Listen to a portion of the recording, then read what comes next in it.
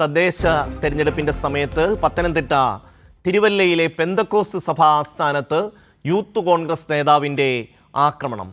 IPC സഭയുടെ Kumbanad ആസ്ഥാനത്താണ് youth Congress നേതാവ് bright കുര്യൻ്റെ നേതൃത്വത്തിൽ ആക്രമണം നടത്തിയത്.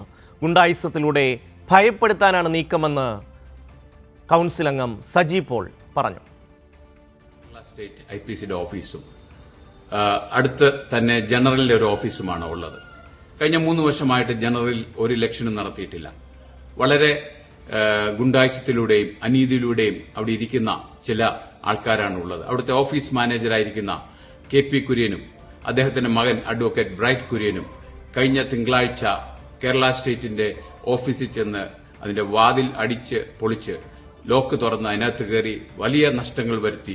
CCTVകൾ അതെല്ലാം വലിച്ചു പറിച്ച് കളഞ്ഞ് അങ്ങനെ വലിയ നാശനഷ്ടങ്ങൾ ഉണ്ടാക്കി ലോക്ക് ചെയ്തിട്ട് ഇട്ടിരിക്കുകയാണ്. അതിനിടയിൽ കേരള സ്റ്റേറ്റ് സെക്രട്ടറി ആയിരുന്ന പാസ്റ്റർ ദാനിയേൽ കുന്നുവെക്കുന്നതിന് നമ്മുടെ അഡ്വക്കേറ്റ് ബ്രൈറ്റ് കുര്യൻ ചെന്ന് പിടിച്ച് തള്ളിയിടുകയും അദ്ദേഹത്തിന് പരിക്ക് ഏൽക്കുകയും ചെയ്തു. അതിന്റെ പോലീസ് കേസെടുത്തിട്ടുണ്ട്. സുജു ടി ബാബു ചേരുകയാണ്. സുജു, കുമ്പനാട് IPCയുടെ ആസ്ഥാനത്തെത്തിയാണ് ഈ ആക്രമണം നടത്തിയിരിക്കുന്നത്. യൂത്ത് കോൺഗ്രസിൻ്റെ നേതാവ് ബ്രൈറ്റ് കുര്യൻ എന്താണ് ഈ ഒരു ആക്രമണത്തിന് പിന്നിൽ പ്രവർത്തിച്ച കാരണം?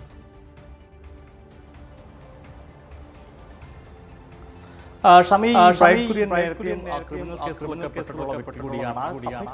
ഒരു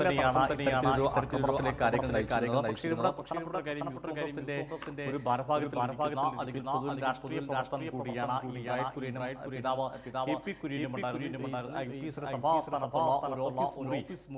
ഇവർ പൂട്ടിയിട്ടു, സ്വന്തം താക്കോലിട്ട്. അതിനുശേഷം ഈ ഔദ്യോഗിക പക്ഷം അല്ലെങ്കിൽ സഭയുടെ ഔദ്യോഗിക വിഭാഗം തന്നെ പോലീസിനെ സമീപിക്കുകയും പോലീസിന്റെ സാന്നിധ്യത്തിൽ ആ മുറി തുറക്കുവാൻ വേണ്ടി എത്തിയപ്പോഴാണ് ബ്രൈറ്റ് കുര്യനും പിതാവും എത്തുകയും തർക്കം ഉന്നയിക്കുകയും തുടർന്ന് ഇവർ നടത്തുന്ന ആക്രമണത്തിൻ്റെ ദൃശ്യങ്ങൾ മൊബൈലിൽ പകർത്തിയ പാസ്റ്റർക്ക് നേരെയാണ് ആക്രമണമുണ്ടായത്. അവിടെ ഈ ദൃശ്യങ്ങളിൽ തന്നെ അതിൽ ശബ്ദ സന്ദേശമുണ്ട്. അതായത് പോലീസിനെതിരെ ചോദ്യം ചെയ്യുന്നുണ്ട്. പോലീസിനെ വെല്ലുവിളിച്ചുകൊണ്ട് തന്നെയാണ് ഒരു പാസ്റ്ററിനെതിരെ മർദ്ദനമുണ്ടായത്. പാസ്റ്റർ നിലത്ത് വീഴുകയും ചെയ്തു. പരിക്കേറ്റിനെ തുടർന്ന് ഇപ്പോൾ സ്വകാര്യ ആശുപത്രിയിൽ ചികിത്സയിലാണ്. ഇക്കാര്യത്തിൽ പോലീസ് സെൽഫ് ഇൻവെസ്റ്റിഗേഷനാണ്, പരാതി സ്വമേധയാ കേസെടുത്ത് നടപടി സ്വീകരിക്കുമായിരുന്നു. കാരണം പോലീസിൻ്റെ സാന്നിധ്യത്തിൽ പോലീസിൻ്റെ സുരക്ഷയ്ക്കായി എത്തിയ അല്ലെങ്കിൽ നിയമപരമായി ആ ഓഫീസിൽ പ്രവേശിക്കേണ്ട ആളുകൾ പോലീസിന് നൽകിയ സംരക്ഷണത്തിന് നൽകിയ അപേക്ഷയുടെ അടിസ്ഥാനത്തിൽ പോലീസ് എത്തി ഇവർക്ക് സംരക്ഷണം ഉറപ്പാക്കുമ്പോൾ പോലീസിനെ വെല്ലുവിളിച്ചുകൊണ്ടാണ് യൂത്ത് കോൺഗ്രസ് നേതാവ് ബ്രൈറ്റ് കുര്യൻ ആക്രമണം അഴിച്ചുവിട്ടത്. ഇത് വലിയ പ്രതിഷേധമാണ് സഭാ